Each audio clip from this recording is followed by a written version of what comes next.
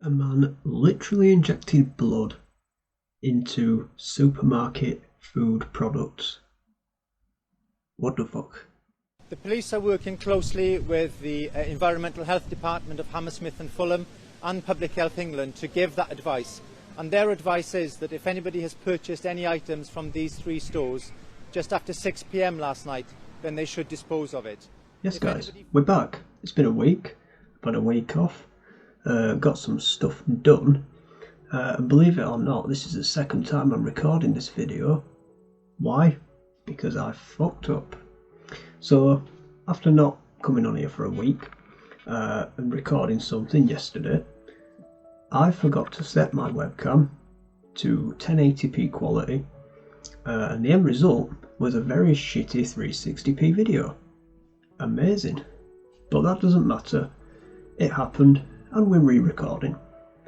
So, yeah, let's go. So it was a nice relaxed week off.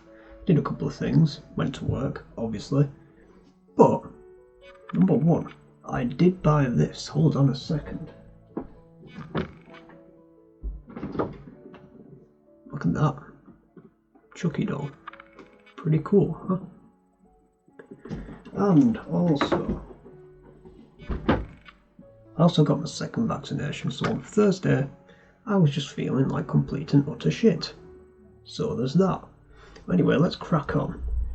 On the day that I announced I was having a week off, a news article was released about a guy who was apparently injecting blood into microwave meals and fresh meat, I believe, in 3 different supermarkets around London.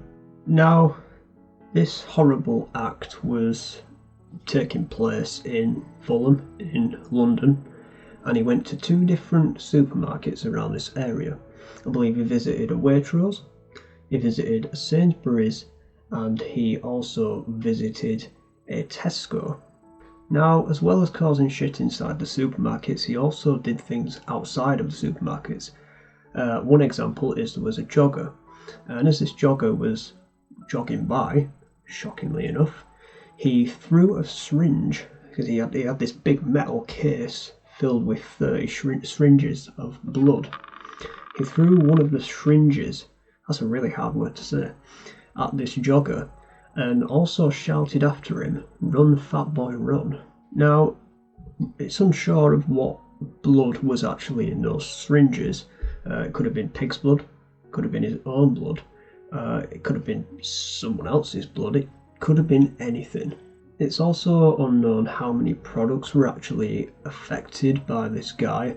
However, all of the supermarkets that were visited by this man were all shut down, and forensic experts were called in to remove the products.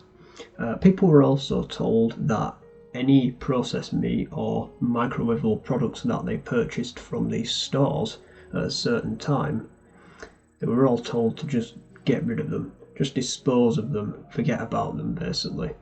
And that's what the council had tweeted out. They posted something on Facebook, among other social media sites. He also caused trouble inside these stores, as one incident occurred where there was a woman walking down the aisles, and he basically said to this woman, and I quote, "What the fuck are you looking at, you fat bitch?"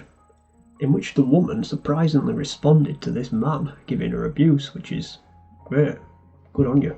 And it was at this point where he also started verbally abusing this woman back, and also throwing eggs at her, which is a complete waste of free-range eggs. He also caused more trouble outside, where he would throw syringes in front of moving cars on the road. Now, the man, apparently he wasn't drunk, he wasn't on drugs, it just looked like he had some kind of mental health issues, or maybe he was just an anti-vaxxer, I don't know. He could have been anyone, absolutely anyone. But yeah, it's pretty fucked up to think that there was a guy who was literally going around with this huge metal cylinder, injecting foods with something that could potentially harm other people. Now, especially with the virus going around and the pandemic, it's even more dangerous. So they've only done right to completely shut down these shops and get the forensics in. It just makes total sense.